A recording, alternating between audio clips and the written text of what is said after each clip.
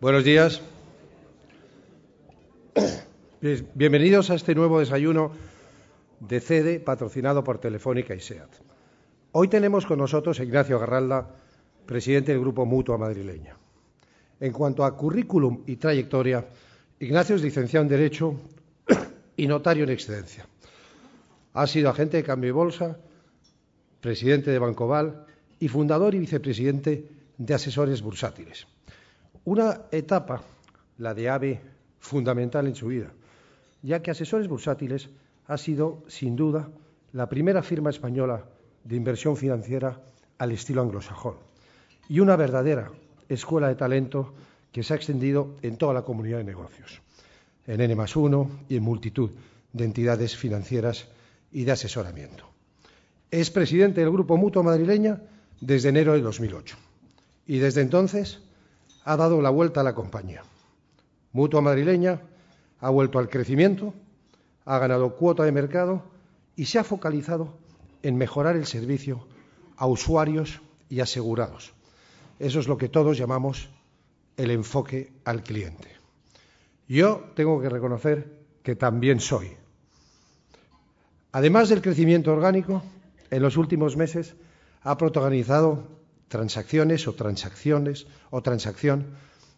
corporativa muy relevante, como la compra del 50% de Segurcaixa a Deslas y el acuerdo con la Caixa, la mayor operación de banca seguros que se ha llevado a cabo en España. Ignacio es, en opinión mía, además de uno de los 3 CEOs que más han destacado en España en los últimos tiempos, un firme defensor de la transparencia, las buenas prácticas y la responsabilidad social, pero una responsabilidad social con unos signos y con unas características diferentes a la que teníamos hace 10 años. Y lo canaliza a través de la Fundación Mutua y también con su vicepresidencia en la Fundación Lealtad. En lo personal, y le conozco, es un hombre con gran capacidad de trabajo y que además inspira confianza en sus colaboradores y en sus consejeros. Y es alguien, una personalidad, un directivo, que prefiere hacer las cosas bien hechas a decir cosas brillantes en los medios de comunicación, algo no muy habitual en España. No se prodiga en intervenciones públicas, por eso es un honor contar con él hoy aquí en un nuevo desayuno. Gracias, Ignacio, gracias por lo que estás haciendo y gracias por estar hoy aquí con CEDE.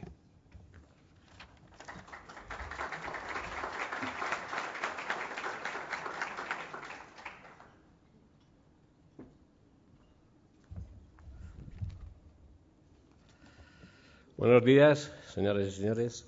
Me gustaría comenzar mi intervención dando las gracias a Mario Armero por su amable presentación. Siempre es un placer contar contigo y, por supuesto, que tus palabras nacen más seguramente de la amistad que de un juicio objetivo e imparcial. Te lo agradezco por eso doblemente.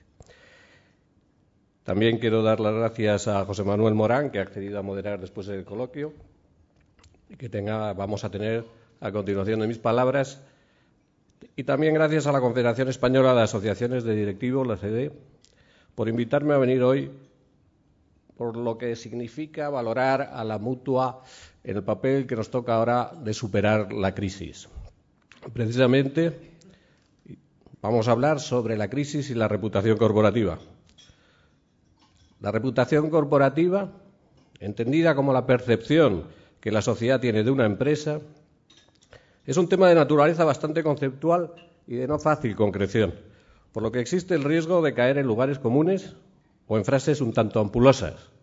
Soy consciente de ese riesgo y espero que después de escucharme piensen ustedes que he logrado sortearlo con éxito, por lo que trataré de no andar por las ramas y de pegarme al terreno.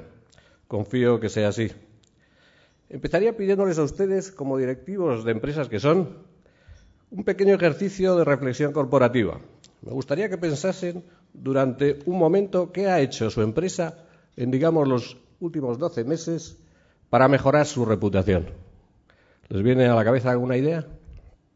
Seguramente muchos de ustedes estén sonriendo por lo bajo.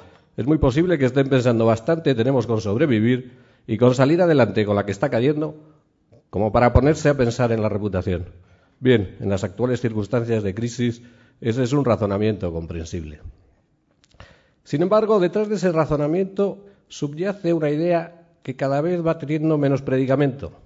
La idea de que la responsabilidad social corporativa, que se engloba dentro del concepto más amplio de reputación corporativa, es algo accesorio, incluso un añadido a la actividad central de la compañía, del que ésta puede desprenderse en momentos de apuros económicos. Frente a este enfoque, hoy va teniendo cada vez más adeptos la corriente que defiende la idea de que la reputación es algo intrínseco a la propia actividad de la empresa y aboga por su integración indisoluble con los fines de la empresa. En definitiva, que la reputación corporativa forma parte de la identidad corporativa. En atención precisamente a esta idea, en Mutua Madrileña no existe un departamento aislado de responsabilidad social corporativa, sino integrado en la Dirección de Identidad Corporativa y Comunicación. Con esa denominación queremos dar a entender que la reputación no es algo periférico, sino que es un signo de identidad de nuestra compañía y que gracias a ella tratamos de conseguir que los mutualistas y la sociedad en general nos perciban tal y como somos en realidad. El corolario de este enfoque es que las variaciones negativas de la coyuntura económica no deben afectar ni a nuestra identidad ni a nuestra reputación, aunque como consecuencia de aquella puedan reducirse en algún grado los presupuestos de acción social, porque, como vamos a ver, una buena reputación no tiene por qué estar vinculada a la mayor o menor financiación de dichos gastos. El proceso que les he descrito, por el que la reputación corporativa debe ser algo intrínseco al concepto de empresa, se viene desarrollando gracias a que previamente se ganó una primera batalla en la que el perdedor fue nada menos que Milton Friedman. Hoy ya nadie, o casi nadie, defiende la tesis de Friedman planteada en los años 70 de que la única responsabilidad social de la empresa consiste en tener beneficios. Al contrario, los expertos han acreditado de forma convincente que una empresa con buena reputación tiene, entre otros elementos positivos, más posibilidad de incrementar precios, contratar proveedores en mejores condiciones, obtener mejor financiación en los mercados de capitales, reclutar empleados con más talento y generar mayor lealtad entre sus clientes. En definitiva, que es una empresa más rentable en el largo plazo. Visto así, los recursos destinados a servir a los diferentes grupos de interés con los que se relaciona una empresa no estarían en contradicción con el principio sagrado de crear valor para los accionistas, sino que si se acometen de forma razonable y eficiente, servirían precisamente para reafirmarlo e incrementarlo. Una buena reputación no solo permite mejorar el desempeño empresarial en épocas normales, sino que también es un valioso instrumento defensivo en situaciones críticas. Déjenme que les ponga un ejemplo muy actual de la importancia de la reputación en tales situaciones, aunque en este caso no referida a las empresas, sino a la reputación de España como país. Analicemos lo que ha pasado con los pepinos españoles y la bacteria E. coli en Alemania. Resulta que unos señores en Hamburgo tienen un problema de salud pública y deciden, sin mayores juicios ni comprobaciones, y porque tenían que lanzar un mensaje rápido a la población, que los pepinos españoles son el origen del brote infeccioso, provocando con ello graves pérdidas en un sector importante de nuestra economía nacional como es la agricultura. ¿Creen ustedes que esos señores de Hamburgo hubieran actuado igual si se hubiese tratado de hortalizas, digamos, francesas? Con toda probabilidad no. Lo que ha ocurrido es que, al margen de la negligencia de las autoridades alemanas, la reputación de España en esta cuestión, y quizá en otras, no es suficientemente buena y, por tanto, no ha funcionado como paraguas defensivo ante el estallido de la crisis. El problema que hemos tenido no es tanto que un determinado organismo alemán se haya atrevido a culpar a un producto español, sino que la sociedad alemana y la de otros países le hayan creído sin dudarlo, como consecuencia de la escasa credibilidad de la que gozan nuestros controles administrativos. La escasa reputación nacional acaba así repercutiendo en la cuenta de resultados de multitud de empresas agrícolas españolas. Otras veces, la relación de causalidad es la contraria, y son las empresas de determinado sector las que se llevan por delante la marca de su país. El caso irlandés, con su malogrado sector bancario, sería un buen ejemplo de esto último, pero seguramente que encontraríamos muchos casos más. Hasta aquí he tratado de hacerles ver la importancia de la reputación en el orden económico. Toca ahora ser más concreto. Por ello, el resto de mi intervención va a versar sobre el estado de situación de la reputación empresarial hoy en España y sobre lo que podemos hacer para mejorarla en el futuro. En lo concerniente al análisis de la imagen que proyecta la empresa en España, nos debemos plantear las siguientes preguntas. ¿Qué piensa del mundo empresarial el ciudadano de a pie? ¿Ha afectado la crisis a esa opinión? ¿Existen sectores que se han visto perjudicados más que otros? Y finalmente, ¿cuáles son los factores que originan que unas empresas tengan mejor consideración que otras? Trataré de contestar de forma resumida a esta batería de preguntas. Una preocupación de tipo cultural y que incide directamente en la competitividad de un país es la percepción que la sociedad y especialmente los jóvenes tienen sobre la actividad empresarial, sobre lo que podríamos llamar la cultura emprendedora. Y entre la mucha información que existe sobre esta cuestión, cito la más reciente, la publicada por el Eurobarómetro de la Unión Europea de diciembre del 2009, que permite comparar las diferencias entre las sociedades de los países de la Unión Europea. Pues bien, este estudio demuestra que la percepción que de los emprendedores tiene el ciudadano español es bastante peor que la del ciudadano medio europeo. Por ejemplo, y entre otras muchas preguntas de la encuesta, el porcentaje de ciudadanos que opina que los empresarios no son unos explotadores o que no solo piensan en su propio beneficio es el doble en el conjunto de Europa que en España. Y por cada 3 europeos que opina que los empresarios tratan por todos los medios de crear empleo, solo 2 españoles comparten esa opinión. Otros estudios, más centrados en la juventud, nos dan igualmente luz sobre esta cuestión. Por ejemplo, el informe de la Fundación Cotec señala que la mayoría de los jóvenes tiene preferencia por un trabajo seguro, entendiendo como tal, sobre todo, el puesto de funcionarios, relegando a los últimos puestos el ejercicio de una actividad emprendedora al ser asociada a una situación de incertidumbre o riesgo. Incluso los jóvenes españoles son muy poco propicios a que a un fracasado en una aventura empresarial se le dé una segunda oportunidad, algo mucho más habitual en el mundo anglosajón, donde esta experiencia previa es muchas veces incluso un valor añadido. Teniendo esa pobre base cultural en relación a la empresa, es ineludible que la crisis actual haya venido a empeorar las cosas. Los datos de que disponemos indican que, como consecuencia de la crisis, las empresas españolas hemos perdido credibilidad e inspiramos menos confianza. El último ranking del Reputation Institute establece, por ejemplo, que las compañías españolas hemos cedido terreno en la consideración de los consumidores, tanto en términos absolutos como en comparación con las multinacionales que están presentes en el mercado español. Un estudio realizado por Future Brand en 2009 entre las principales empresas españolas señalaba que los españoles suspendían en confianza a 2 de cada 3 compañías españolas. Los datos están ahí, pero en todo caso el sentido común nos indica que una crisis económica y financiera tan aguda como la que hemos tenido y cuyas consecuencias aún sufrimos en buena medida, implica necesariamente un fuerte desgaste en la reputación corporativa. No solo porque en los 3 años que llevamos de crisis se hayan perdido más de 2 millones de empleo, no solo porque algunos sectores como el inmobiliario hayan colapsado, no solo porque la banca haya entrado en una espiral negativa que ha terminado por taponar el circuito del crédito. Además de todo eso, esta crisis ha generado en la opinión pública la impresión inmerecida e injustificada de que las empresas van solo en pos de la codicia, que están orientadas al enriquecimiento rápido y desmedido, y en último término, de que son culpables del desastre. Esa atribución de responsabilidades ha abierto un debate sobre la necesidad de que algo hay que cambiar, aunque después sea muy difícil articular alguna medida que satisfaga a todos los intereses en juego. Porque la crisis, en efecto, ha hecho mucho daño a la imagen de las empresas en general, pero sobre todo a la de algunos sectores determinados. En el caso de España, me gustaría referirme en particular a un fenómeno que, si no es específico de nuestro país, sí ha sido y sigue siendo muy relevante en la naturaleza, la profundidad y las consecuencias de las crisis. Estoy hablando de los problemas del sistema financiero y en especial de las cajas de ahorros.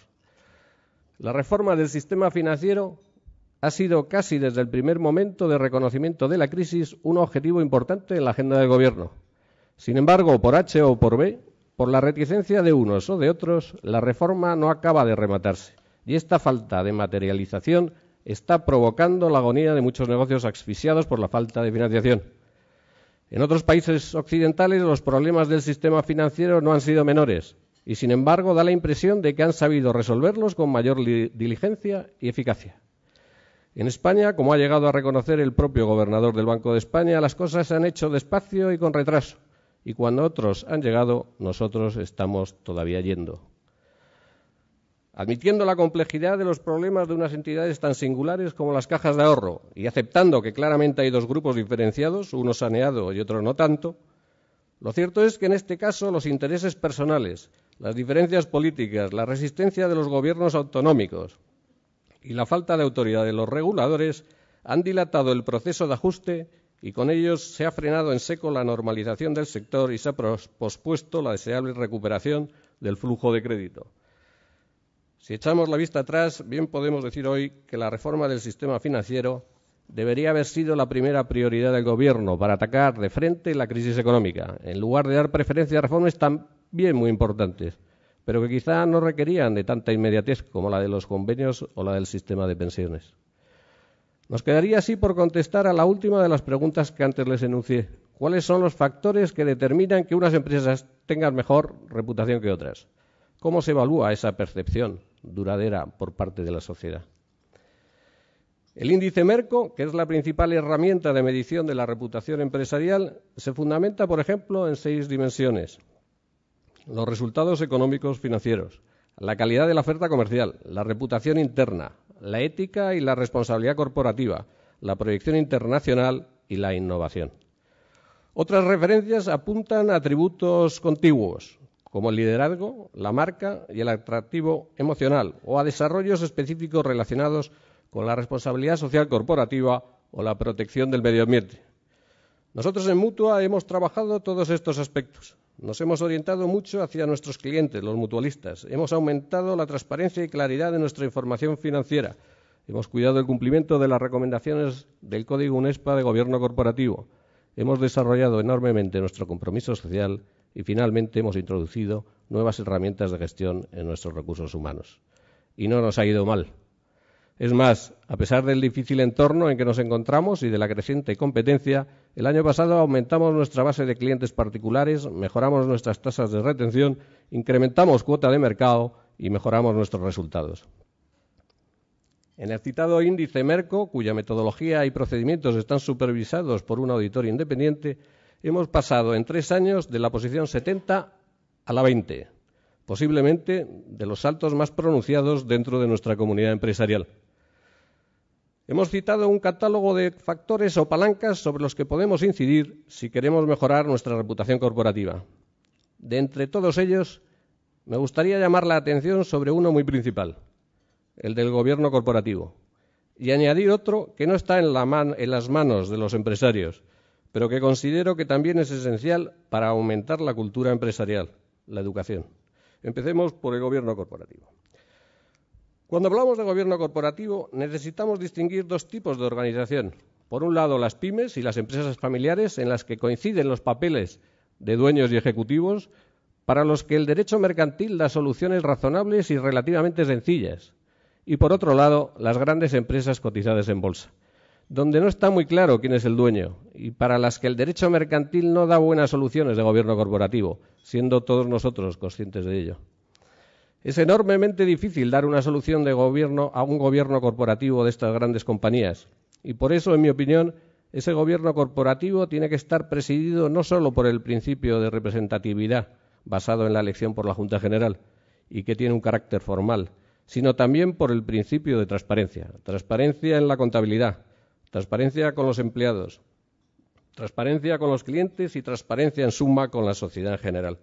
Solo así la legitimidad de origen de los consejos, que por supuesto existe al nombrarse por las correspondientes juntas generales, se verá complementada por una legitimidad de ejercicio, que exige que continuamente la empresa acredite la forma con la que ha obtenido los beneficios anuales. En España hemos adelantado mucho en el gobierno corporativo de las empresas cotizadas.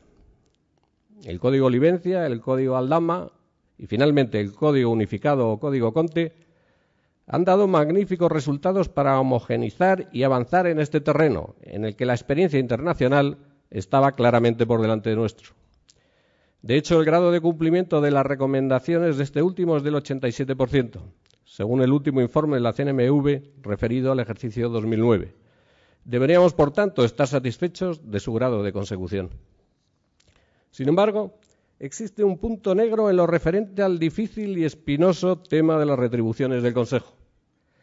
El tema de las retribuciones ha pasado por un proceso que le ha llevado desde una primera fase, en la que podría ser considerado como una cuestión interna de la empresa y de su política más o menos aperturista en lo relativo a la comunicación, a otra fase posterior, en la que el mercado y sobre todo la sociedad exigen de forma enérgica que la información en esta materia sea pública. Y la razón estriba precisamente en la actual crisis y en la consideración de que la remuneración del Consejo puede, como en ocasiones ha pasado, estar diseñada en contra de los intereses a largo plazo de los accionistas. Y en este punto, con razón, estos exigen saltar por encima de cualquier excusa fundada en la privacidad de los miembros del Consejo y piden conocer el sistema retributivo de los mismos. Si los accionistas actuales y potenciales quieren tener una prueba irrefutable de que los intereses del Consejo y los intereses de la empresa están perfectamente alineados, tienen forzosamente que saber cuáles son las retribuciones de los miembros del Consejo. No parece que haya otra alternativa. Es una pena que las dos únicas recomendaciones del Código Unificado, o Código Conte, que son seguidas por menos de la mitad de las compañías del IBEX, son las relativas a la transparencia de las retribuciones de los consejeros. La recomendación 40, que plantea la conveniencia de que el Consejo someta a la Junta un informe sobre la política de retribuciones de los consejeros. Y la 41, que recomienda que en la memoria se detallen las retribuciones individuales, son seguidas por el 35% y el 44% de las sociedades del IBEX respectivamente. Es más, no parece mejorar con el tiempo. El número de sociedades que detallan las retribuciones individuales, que son 15, sigue siendo el mismo que en el 2008. La resistencia de las compañías del IBEX a cumplir tales recomendaciones ha tenido que ser vencida por una intervención directa del legislador, que en la Ley de Economía Sostenible va a obligar a cumplirlas en las Juntas Generales que se celebren en el 2012. Quizás los empresarios hemos perdido una buena ocasión de mostrar públicamente a la sociedad que nos podíamos autorregular y que no necesitábamos de una intervención manu militari. Ocasión perdida. Permítame que ahora dé un giro de 180 grados y que sin solución de continuidad pase de un tema tan concreto y tan prosaico como es el de las remuneraciones, a otro mucho más general y conceptual, pero de mucho más calado, que es el de la educación de nuestros jóvenes. Si ganarse una buena reputación corporativa exige un largo periodo de maduración, igual periodo se requiere para diseñar y aplicar un buen sistema educativo. Estoy convencido que si observamos a nuestro alrededor, convendrán ustedes conmigo que el panorama educativo de nuestro país es sencillamente desolador.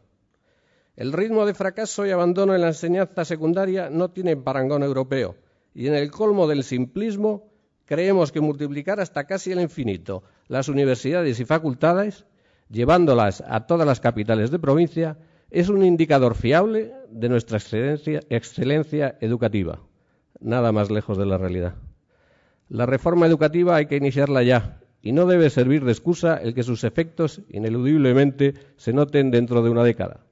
Como dice un proverbio oriental, todos los grandes viajes empiezan por un primer paso. Debería ser dentro de este nuevo marco de formación a niños y a jóvenes en donde se les muestre una realidad de la empresa privada que sea lo suficientemente sugerente y atractiva como para que de forma natural la consideren como el espacio vital en el cual desplegar su vida profesional. Un nuevo enfoque que dignifique el papel de la empresa y que presente a los emprendedores como las personas que más aprovechan sus aptitudes y talentos en el orden del desarrollo personal. Desgraciadamente, la escasa llama emprendedora que nos muestran las encuestas antes citadas ha venido a coincidir con unos tiempos que se anuncian bastante difíciles. Si me permite que personalice, les podría comentar que yo tuve la suerte de saltar al ruedo empresarial en 1984.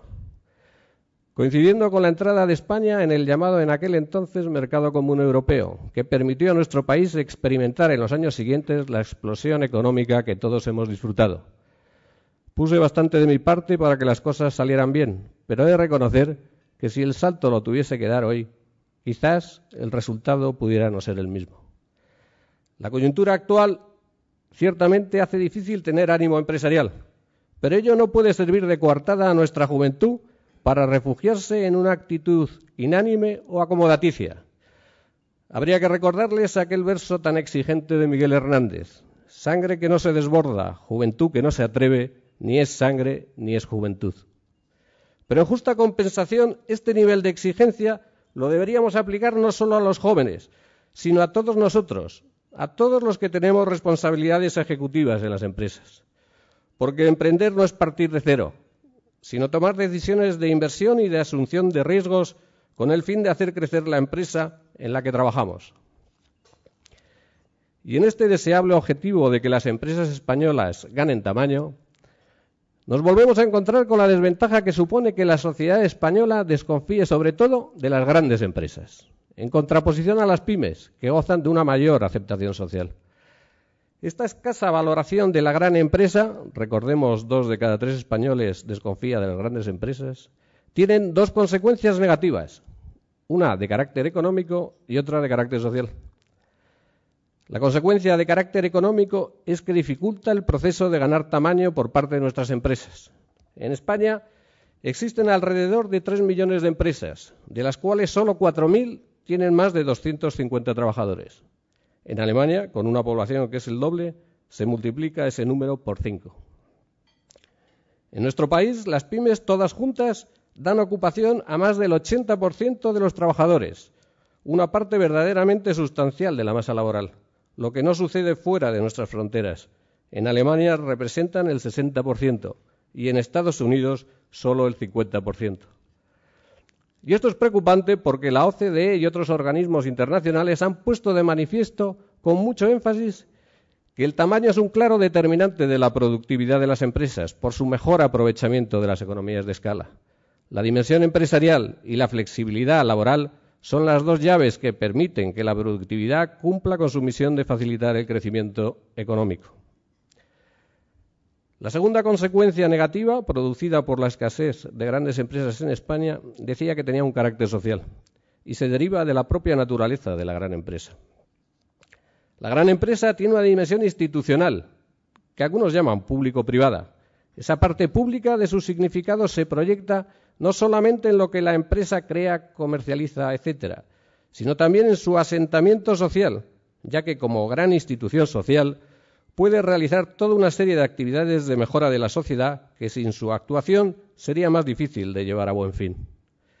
Este papel institucional cobra especial significación en España, donde desgraciadamente existen poquísimas instituciones solventes y de prestigio que puedan coadyuvar a la necesaria vertebración de nuestra sociedad civil.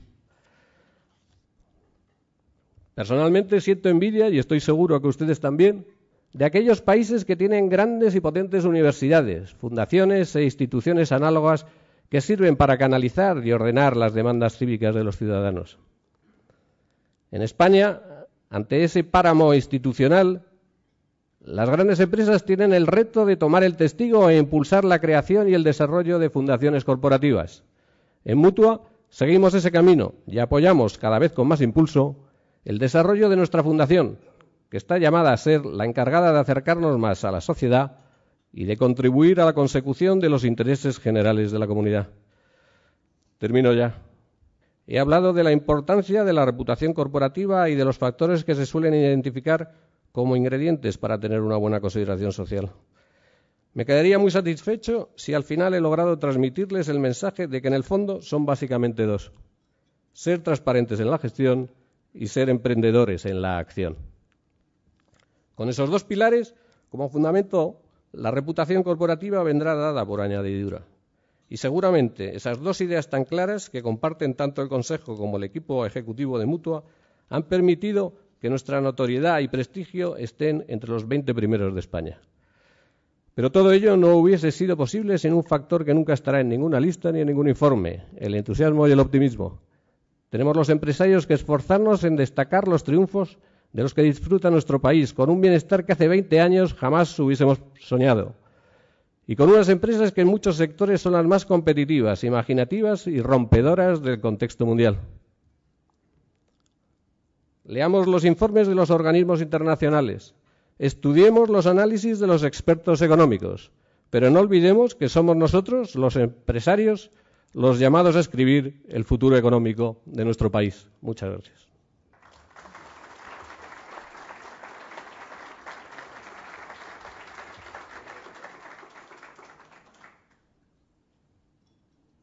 Muchísimas gracias, Ignacio. Iniciamos ahora el turno de preguntas de la sala, pero también el turno de preguntas que nos están llegando por Internet y que lo estamos gestionando gracias a la amabilidad de Walter Kluber.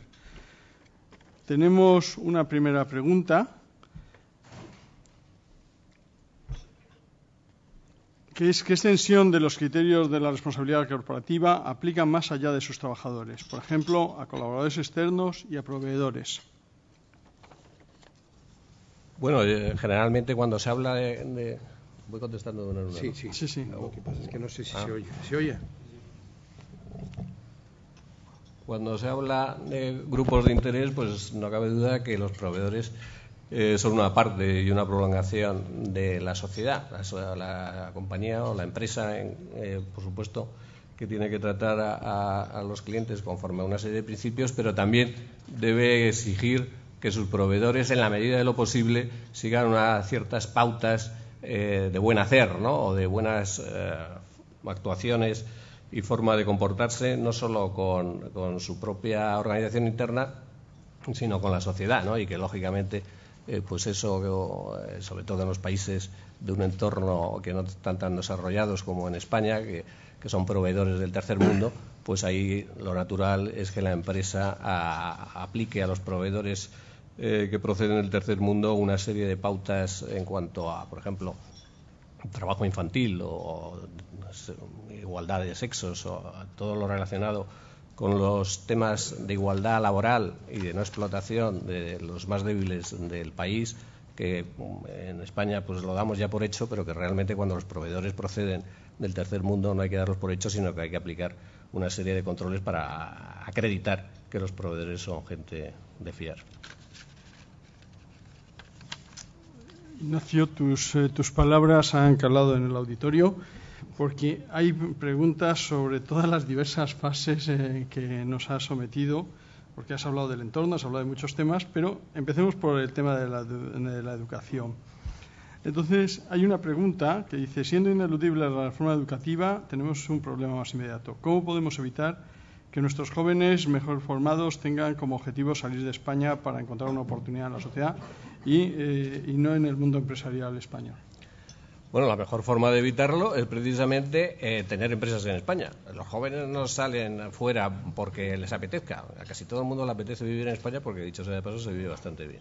Pero cuando no hay empresas con la suficiente entidad o con la suficiente tamaño como para que todos nuestros jóvenes se encuentren un trabajo interesante desde el punto de vista de desarrollo de su carrera profesional y se tienen que ir fuera de nuestras fronteras, pues forzosamente se van. No cabe duda de que si hubiese el clima empresarial que yo estaba abogando por incrementar en mis palabras y hubiese muchas más empresas y que hubiese no solo pequeñas empresas, sino grandes empresas, porque la mejor forma de crear pequeñas empresas es crear una grande, porque lógicamente las pequeñas empresas suministran a las grandes empresas.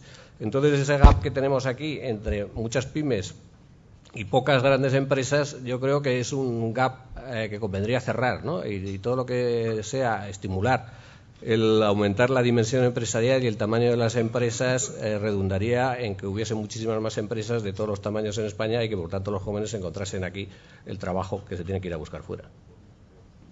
Muchísimas gracias. Hay una pregunta en relación al medio ambiente que dice que fuera de España es habitual ver a empresas, a instituciones, a ciudades considerar los riesgos del medio ambiente como algo crítico. Aquí en España parece que nosotros dudamos de esos riesgos. ¿Qué opina de esta diferente actitud? Y bueno, y también añaden desde la red qué compromiso hay con los temas de sostenibilidad por parte de Mutua. Bueno, nosotros, en principio, la Mutua tiene criterios de sostenibilidad en el sentido de eficiencia energética. Pasamos por varios controles y, de hecho, la Torre de Cristal, que es una de las 4 torres que hay enfrente de las que eran antiguamente del Real Madrid, ha pasado y tiene un sobrecoste de los cristales precisamente para ahorro energético. Los otros 3 torres no tienen ese tipo de medidas energéticas, nos costó algo más su construcción, pero precisamente yo creo que en el largo plazo y también como acreditación de que nos tomábamos muy en serio todo lo que sea la sostenibilidad y el ahorro de energía, pues hicimos una sobreinversión en esa torre, y en la torre, en los demás edificios que tenemos, pasamos todos los controles medioambientales y todas las certificaciones que así lo acreditan, ¿no? En cuanto a España y el medio ambiente, la verdad es que yo creo que es una especie de prolongación también del desastre que hemos hecho con nuestras costas, ¿no? Cuando hemos destrozado nuestras costas, edificando como hemos edificado y haciendo las barbaridades que hemos hecho en el paisaje, el magnífico paisaje que tenemos en nuestras costas, pues realmente la gente ya casi pierde la sensibilidad, porque como hemos destrozado el paisaje ya parece que todo lo demás se va por el mismo camino, ¿no? Y cuesta mucho a la gente volverla a zarandearla y cogerla de las solapas y decir que hay que tratar de preservar el paisaje y de seguir con una política medioambiental que nos deje a un país como es España con todos los dones de la naturaleza que nos han dado y que desgraciadamente pues la especulación inmobiliaria o las razones que sean han llevado al desastre urbanístico que tenemos. Por seguir en el tema de la sostenibilidad económica, hay una pregunta que plantea: España ha pasado en 7 años del puesto 28 al 42 en el informe de competitividad del World Economic Forum. ¿Cuál es la relación entre competitividad y reputación corporativa?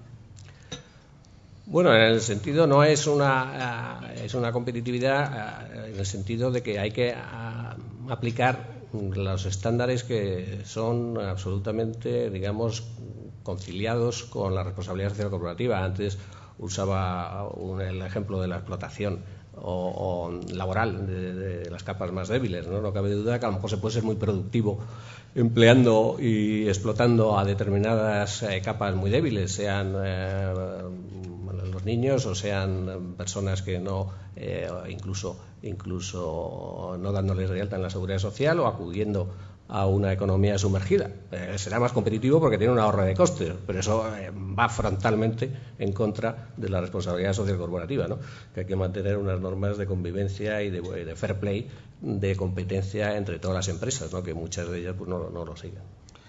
En estos comportamientos éticos tengo ahora un grupo de preguntas vinculadas sobre el tema de transparencia, sobre el tema del compromiso ético. Empecemos por la primera. ¿Se insiste suficientemente en la ética de la gestión? ¿No cree que este es un aspecto de debilidad en la empresa española? Bueno, decía precisamente que todos los informes de los códigos Conte, y Aldama y Olivencia van precisamente en dar mucha más importancia a la transparencia, y yo creo que la única forma de exigir y cada vez aumentar el nivel de cumplimiento de las normas éticas es obligando a hacerlo todo transparente, porque no cabe duda de que muchas veces todo el mundo dice que es transparente, no conozco a nadie que diga que no es transparente, pero realmente muchas veces la propia regulación o las normas que se autoimpone la empresa son de tal complejidad, de tal opacidad, que al final la complejidad va frontalmente en contra de la transparencia. O sea, yo creo, y tenemos muchos ejemplos desgraciadamente en España, que cuando hay muchas normas prolijas, ahí se esconde la opacidad.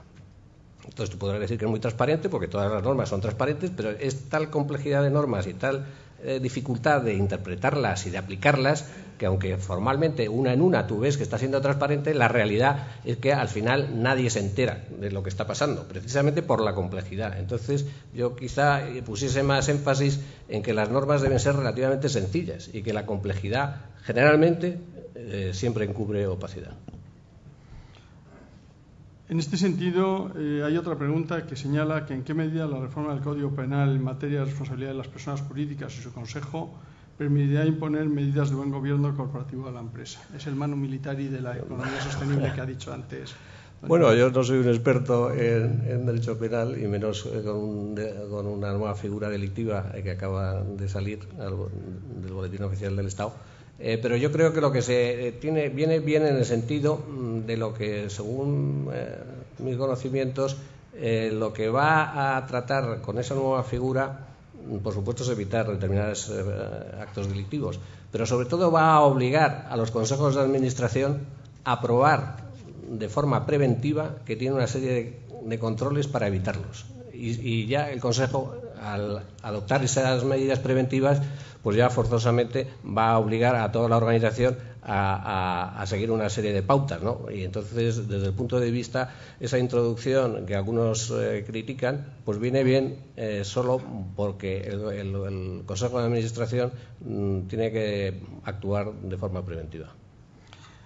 Bueno, dado que el mundo de la justicia, el tercer poder, quiere estar todos los días en los periódicos, también teníamos que traerlo hoy aquí. No vamos a hablar del Constitucional, pero sí hay una pregunta que dice: ¿hasta qué punto están relacionadas la transparencia y la responsabilidad con la independencia y la efectividad de la justicia? ¿Crecería la responsabilidad en un entorno más anglosajón de la justicia?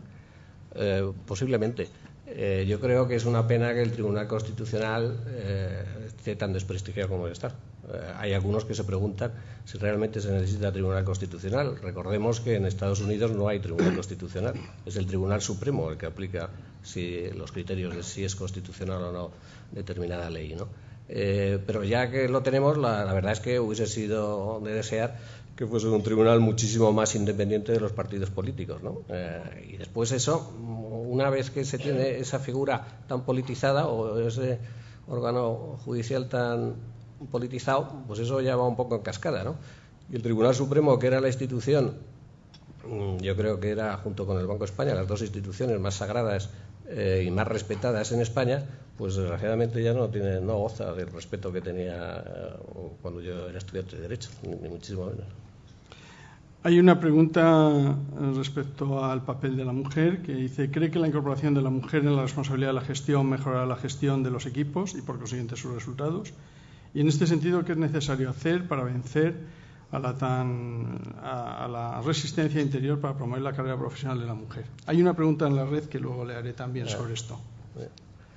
Hombre, yo creo que es muy importante incorporar a la mujer al mundo del trabajo. Lo difícil es saber cuál es el mecanismo para incorporarla. Yo en principio no soy muy partidario de la ley de cuotas o de la norma de cuota paritaria manu militari, porque después no parece que esté teniendo demasiado éxito. En el Código Conte, en el informe de la CNMV del 2009, se nota un progreso claro de las mujeres que son consejeros de las empresas del IBEX. Pasan a ser, pues en el 2005 eran el 6 o el 7%, ahora son el 10%. De 500 puestos de consejeros que hay en el IBEX, unas 50 son mujeres. O sea que han progresado básicamente dentro del grupo de independientes. Pero vamos, sigue habiendo mucha carrera por delante. Al final yo creo que en la Ley de Igualdad se dijo que para el 2015 debería ser deseable, era una recomendación, no es vinculante, era deseable que la mitad de los consejeros fuesen mujeres. En el extranjero hay casos o hay experiencias, ¿no? En Noruega, por ejemplo, hay una ley vinculante, en Noruega es vinculante, que el 50% de los consejeros de las sociedades cotizadas en la bolsa sueca sean mujeres.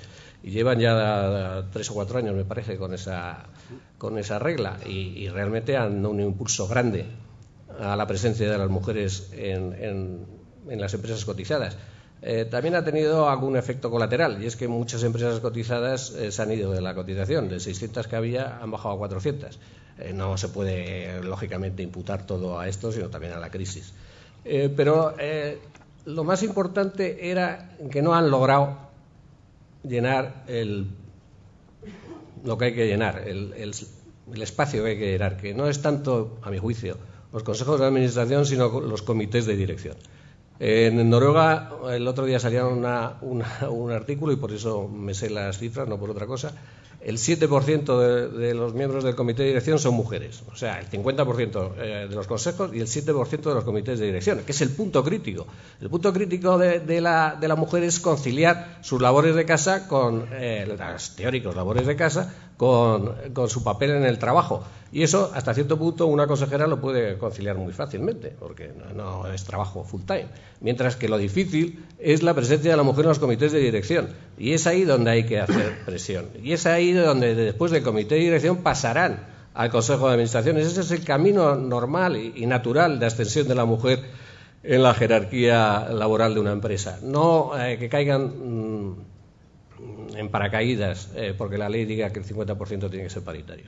Yo creo que el camino ideal es hacer las medidas de conciliación mucho más efectivas. También lograr que el hombre se meta algo más en casa, que eso es más difícil, pero hay que lograrlo. En ese sentido, por ejemplo, en la Mutua somos, yo creo, la única o de las poquísimas empresas en España que los hombres que tienen un hijo tienen un mes de permiso de paternidad. La legislación solo exige 2 semanas, nosotros damos un mes, y todos los señores que han tenido hijos en la Mutua, desde que implantamos eso, que fue hace año y medio, han cogido su mes de permiso de paternidad. Eso, lógicamente, permite también repartir las tareas domésticas con su mujer. Y solo en la medida que se concilie eso, podrá la mujer incorporarse mucho más a puestos relevantes ejecutivos y por ese camino llegar a los consejos. Tenemos ahora 4 preguntas de Internet, 2 vinculadas al mundo educativo y 2 vinculadas a la Mutua, porque usted nos ha hablado de la reforma de las cajas, nos ha hablado de si entraríamos ahora en las mismas condiciones de la Unión Europea, pero nos ha hablado muy poco de la Mutua. Yo se lo digo como moderador, pero hay 2 preguntas de Internet muy claras. Una, ¿qué política tienen ustedes respecto al tema de la mujer en Mutua? Bueno. Y 2, para centrarnos en y si quieres las contestar conjuntamente, ¿cuáles son las principales acciones de la Fundación Mutua? Bien, bueno, yo creo que el tema de la mujer ya casi lo he contestado en la pregunta anterior, ¿no? Nosotros en el comité, en el Consejo de Administración, está Coloma Armero, que está aquí, o que estaba aquí, por lo menos, sí, y que es hermana de Mario Armero. Está por aquí. Ha desaparecido porque la iba a mencionar, pero realmente de los 3 nuevos miembros del Consejo de Administración, desde que yo soy presidente, uno es mujer, o sea que, digamos, aunque yo no creo en las cuotas obligatorias, pero sí debe, por supuesto, incorporar a gente que por su valía y su valía profesional y su integridad personal son merecedoras de estar en el puesto del Consejo. En el comité de dirección, de los 9, 4 son mujeres, por eso yo doy bastante más énfasis al papel de las mujeres. Y yo creo que después la política de conciliación que tiene la Mutua desde el punto de vista de flexibilidad horaria, de vacaciones y todo lo referente a dar facilidades para conciliar el trabajo y la familia, yo creo que somos modélicos. Yo creo, por lo que yo sé, desde el punto de vista de comparación de otras empresas, el papel que hace la Mutua en ese tipo de actuación, yo creo que posiblemente sea de los más altos de la comunidad empresarial. La otra pregunta era las líneas de acción de Fundación. Las líneas, bueno, la Fundación nació básicamente orientada a la investigación médica. Sigue fuertemente implicada y comprometida con la investigación médica y sigue, lógicamente, ahí aportando una gran cantidad de recursos. Pero además desde hace 1 año o 2 años ya casi ha ampliado su marco de actividades a temas de acción social y cultural, y un cuarto apartado que sería seguridad vial. En el tema de acción social, lógicamente, estamos implicados con varias ONGs que desarrollan la acción social. En el tema cultural tenemos acuerdos con el Reina Sofía, por ejemplo, de todos los mutualistas entran gratis al Reina Sofía, y con el Museo del Prado tenemos una serie de convenios para que los mutualistas puedan visitarlo con un guía. Y la seguridad vial, que le damos bastante también peso y presencia, porque no cabe duda de que uno de los problemas que tiene España, y que gracias a Dios con el sistema de puntos ha bajado, son la cantidad de número elevado de accidentes de tráfico que hay, y nosotros ahí podemos tratar de apoyar de que cada vez la conducción sea más segura y que haya menos víctimas. Bien, tenemos 2 últimas preguntas, las 2 de Internet y relativas al sistema educativo.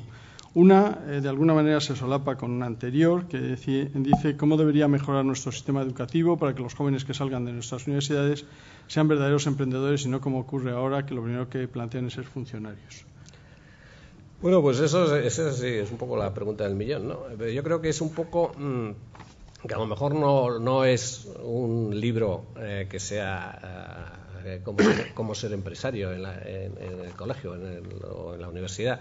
No creo que sea algo así, sino que es un tema más bien de clima y de percepción por parte del joven, de todo el mundo que le circunda, ¿no? Y también no cabe duda de que los profesores, con texto o sin texto, el que hagan una especie de cántico a la empresa privada y que inciten y provoquen un poco a la juventud a que asuma riesgos, yo creo que es esencial, ¿no? Yo creo que la juventud tiene que tener un componente de inconformismo y por otro lado también de asunción de riesgos, porque si no se asumen riesgos a esas edades, pues no sé cuándo se van a asumir, ¿no? Pero que la empresa privada no sea presentada como algo en contra de los intereses y que sea presentada como algo, como decía en mis palabras, que solo persigue fines avariciosos o codiciosos, pues ese tipo de cambio de giro o de enfoque yo creo que es esencial para que la gente asuma un papel de emprendedor, que no cabe duda de que aparte del sistema educativo debería haber otras de consideración de tipo fiscal, pero yo ni las he inventado porque hoy en día hacer alusión a ventajas fiscales pues es perder el tiempo, ¿no?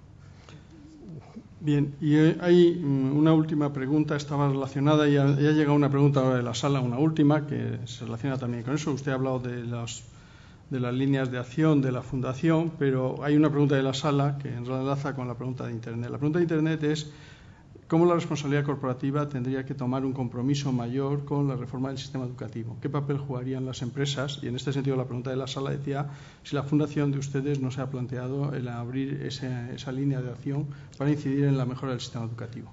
No cabe duda de que yo creo que uno de los problemas y que habría que solventar con la reforma educativa es el puente que hay entre la universidad y la empresa, que en España pues es un puente sometido a muchas interrupciones o a muchos obstáculos, ¿no? Debería ser la empresa estar mucho más vinculada con las universidades, patrocinar a lo mejor más cátedras o tener una serie de prácticas a las salidas de las universidades que estuviesen mucho más imbricadas los últimos cursos de la facultad o de la escuela con las empresas, y que el camino natural de la salida de las universidades fuese ya prácticamente rodado porque era una persona, un estudiante que ha estado incorporado vía prácticas, vía becas, vía lo que sea a la empresa o a la empresa privada, ¿no? Yo creo que todo lo que sea, hay muchas empresas que ya lo hacen, pues a lo mejor nosotros efectivamente pues podríamos abrir un nuevo campo de actuación y tratar de promocionar que haya mucha más vinculación entre la universidad y la empresa, que es una línea claramente que hay que fortalecer. Usted está transformando la Mutua. Ha sido muy estimulante que haya traído unos versos de Miguel Hernández. La verdad es que es inusual en CEDE a veces estas licencias literarias y que le agradecemos. Somos quizá pues más prosaicos y menos, pero sobre todo es muy estimulante la continua referencia a los jóvenes. Yo se lo quiero agradecer porque creo que es una de las cosas que los jóvenes están muy desprestigiados. El insistir tanto en que ellos son los que van a cambiar, pues nos viene muy bien. Y hay una última pregunta de Mario Armero que me la está reclamando y yo se la estoy negando. No, yo un poco por cerrar la pregunta, yo creo que Ignacio, aparte de todo, es una persona que no sigue siempre el pensamiento correcto y que dice las cosas que piensa y que opina y que ha analizado, ¿no? Entonces, yendo más allá, como una pregunta de más calado, yendo más allá de lo que es la responsabilidad social, más allá del optimismo innato y que además es positivo por parte de Ignacio y que yo comparto, porque sin optimismo es difícil estar hoy en día haciendo lo que estamos haciendo todos, ¿no? Yo quiero preguntarte respecto a cómo ves la situación económica, no para la Mutua, que estáis dando un absoluto turnaround, que además vais a iniciativas de internacionalización, que es lo que todos tenemos que hacer, pero cómo ves la situación económica dentro de ese optimismo realista y, ¿por qué no?, la situación política asociada a esa situación. Yo me creía que eras mi amigo. Acabo de cambiar de opinión. Yo creo que efectivamente estamos en una situación muy, muy complicada, ¿no? Yo también creo que lo que hay que hacerlo ya. Hemos hablado un poco de la reforma del sistema financiero, hemos simplemente tocado el tema de las pensiones, estamos ahora ahí metidos de lleno en la reforma laboral, pero se nos anuncia a la vuelta de verano, a lo mejor incluso antes de verano, el tema de la sanidad, que es claramente una fuga financiera, una fuga por donde se va una cantidad de recursos y que ningún partido político, lógicamente, en época electoral se atreve a decir lo que hay que hacer. Pero toda esa serie de reformas y la de educación, que también, lógicamente, por ser coherente, la tengo que meter en el capítulo de reformas pendientes. Toda esa serie de reformas lo que se necesita es hacerlas cuanto antes. Yo creo que o lo hace, lógicamente, el presidente de gobierno actual o el que venga en su momento dado, pero alguien tiene que hacer esas reformas y son reformas que no pueden esperar meses, son reformas que hay que hacer un plan de actuación de una forma urgente y perentoria, porque no olvidemos que nosotros hasta cierto punto tenemos mucha soberanía, pero cada vez nos están diciendo más lo que tenemos que hacer desde fuera, y según vayamos perdiendo meses nos van a ir diciendo más lo que tenemos que hacer desde fuera si lo hacemos nosotros ahora. O sea que cuanto antes lo hagamos, más dueños seremos de nuestra soberanía. Bueno, pues, señor Garralda, ha sido un verdadero placer. Nos ha dejado la sensación de que deberíamos de invitarle para que algunos de los temas que ha anunciado nos los detalle más. Y lo que sí es importante es que yo creo que la idea de ligar reputación y estrategia y ponerlo como un valor, como un activo de la empresa, es algo que realmente se está echando en falta a veces, porque yo creo que sigue habiendo ese miedo que usted citaba al principio, ese miedo a creer que esto es algo accesorio y que entonces en épocas de crisis debemos estar callados, no hacer publicidad, no hacer ninguna mención, ninguna referencia. Y sin embargo usted ha insistido mucho en el papel que tienen los empresarios de devolverle confianza a una sociedad que lo ha perdido, porque hay muchas empresas, y la de usted es un ejemplo, que lo están haciendo muy bien y que deberían publicitarlo mucho más para que por lo menos tuviéramos una mayor autoestima, porque la verdad es que como la Eurocopa es el año que viene, de aquí a entonces no sé cómo vamos a llegar con la autoestima tan baja. Y entonces por lo menos que ustedes, las empresas, digan algo. Y también es cierto que lo de la Eurocopa es casi tan inseguro como la prima de riesgo de los mercados. Muchas gracias. Muchas gracias.